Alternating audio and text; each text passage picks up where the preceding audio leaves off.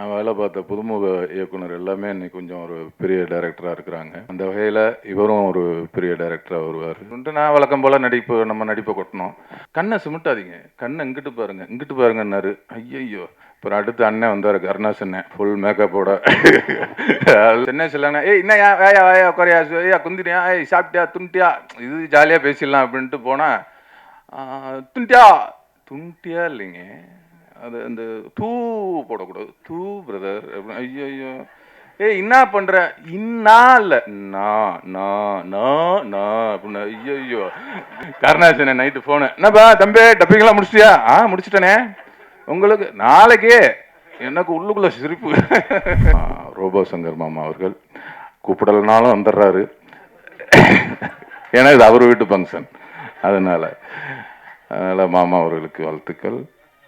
இந்த படத்தோட இயக்குனர் மைக்கேல் அவர்கள், ஏன்னா நான் நிறையா புதுமுக இயக்குனர்களோட வேலை பார்த்துருக்கேன். நான் வேலை பார்த்த புதுமுக இயக்குனர் எல்லாமே இன்னைக்கு கொஞ்சம் ஒரு பெரிய டைரக்டராக இருக்கிறாங்க. அந்த வகையில் இவரும் ஒரு பெரிய டைரக்டராக வருவார். கருணாசனன்னு நானும் ஒரு ஒரு 15 வருஷம் பழக்கம். ஆனால் படமாக பண்ணது இதுதான் ஒரு 15 வருஷம் கழித்து இவ்வளோ அழுத்தமான ஒரு கேரக்டர் பண்ணணும் அப்படின்னு சொல்லி, அதுவும் ஒரு மைக்கேல் பிரதர் மூலியமாக வரணும்னு சொல்லி இத்தனை வருஷமாக காத்திருக்கிறதா நினச்சிருக்கோம். ஏன்னா அந்தளவுக்கு ஒரு அழுத்தமான கேரக்டரு.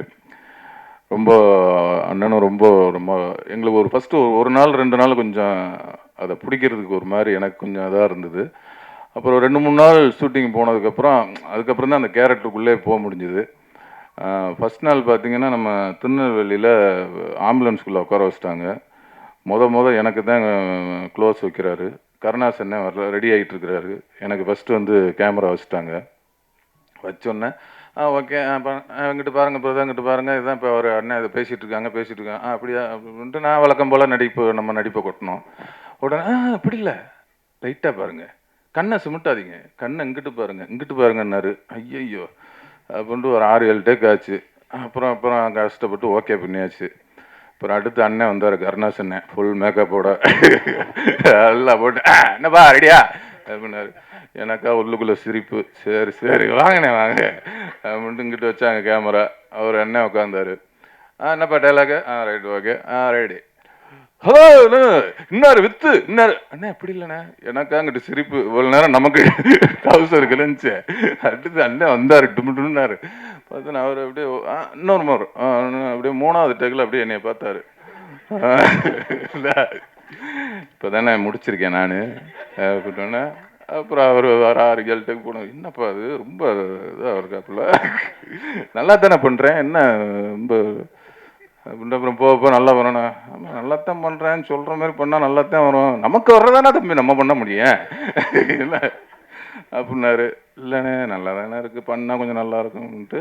அப்புறம் அவரும் 2 நாளைக்கு அப்புறம் இந்த 2 நாள் ஒரு மாதிரி கஷ்டம் இருந்தது. அதுக்கப்புறம் 3ஆவது நாள்லேருந்து அந்த டேரக்டர் என்ன நினைப்பாருன்னு எனக்கும் புரிஞ்சிருச்சு, அண்ணனுக்கும் புரிஞ்சிருச்சு. ரெடின்ட்டு அதுக்கப்புறம் டக்குன்னு போயிடுச்சு. அதெல்லாம் முடிஞ்சதுக்கப்புறம் அப்புறம் டப்பிங் பேசுனாங்க. டப்பிங்கில் இப்போ கரெக்டாக என்னையை தான் ஃபஸ்ட்டு கூப்பிட்டாங்க. அதேமாதிரி டப்பிங்கில் நான் வேறு சென்னை ஸ்லாங் பேசியிருக்கேன். அதில் போனோன்னே சென்னை ஸ்லாங்னா, ஏய் என்ன வேயா குறையா ஐயா குந்திரியா, ஏய் சாப்பிட்டியா துண்டியா, இது ஜாலியாக பேசிடலாம் அப்படின்ட்டு போனால், துண்டியா இல்லைங்க, அது அந்த தூ போடக்கூடாது, தூ பிரதர் அப்படின்னு. ஐயோ ஐயோ, ஏய் என்ன பண்ற, இன்னா இல்ல அப்படின்னு. ஐயோ ஐயோ தான் நாவா. சரின்ட்டு அதை கஷ்டப்பட்டு முடிச்சு டப்பிங் ஒரு 4-5 நாள், ஒரு வாரம் போச்சு, முடிச்சிட்டேன். அண்ணன் கரெக்டாக அடுத்து அண்ணன் கருணாசன நைட்டு போனு, என்னப்பா தம்பி டப்பிங்கெல்லாம் முடிச்சிட்டியா? முடிச்சிட்டனே, உங்களுக்கு நாளைக்கே. எனக்கு உள்ளுக்குள்ள சிரிப்பு. என்ன தம்பி சிரிக்கிற? இல்லைண்ணே ஒன்றும் இல்லை, நாளைக்கானே, சரி போயிட்டு வாங்க. தம்பி நீ நினைக்கிற மாதிரி இல்லை, நான் ட்ராக் வைஸ் பேசி வைக்க சொல்லிட்டேன். போனோடனே அந்த பேசுனதை பார்த்து பேசி விட்டுருவேன் அப்படின்ட்டு அண்ணன் ஒரு ஐடியா பண்ணி இப்போ ஃபஸ்ட்டே பேச வச்சுக்க சொல்லிட்டாரு டைரக்டரை. அதுக்கப்புறம் ஈஸியாக போய் ஒரு அண்ணன் பேசி விட்டாரு. அதே அந்த அனுபவங்கிறது. காக்கி அவரும் காக்கி போட்டிருக்காரு. அதனால ரொம்ப இல்லை அந்த அளவுக்கு ஒரு உன்னிப்பாக வேளாங்கக்கூடிய ஒரு, ஏன்னா நம்ம இந்த மாதிரி படம் நடித்ததில்லை. நம்ம நடித்ததெல்லாம் கலவாணி வந்தியா போனியா வந்தியா போனியா அந்த மாதிரி தான் போயிட்டுருக்கு. இது கொஞ்சம் ஒரு 2 பேருமே நானும் அண்ணனும் சரி கொஞ்சம் ரொம்ப மெனக்கெட்டு பண்ணியிருக்கோம். அந்த மெனக்கெட்டு இது வந்து மைக்கேல் அவர்கள் வந்து எங்களுக்கு வேலை வாங்கியிருக்காரு. ஒரு நல்ல படம்.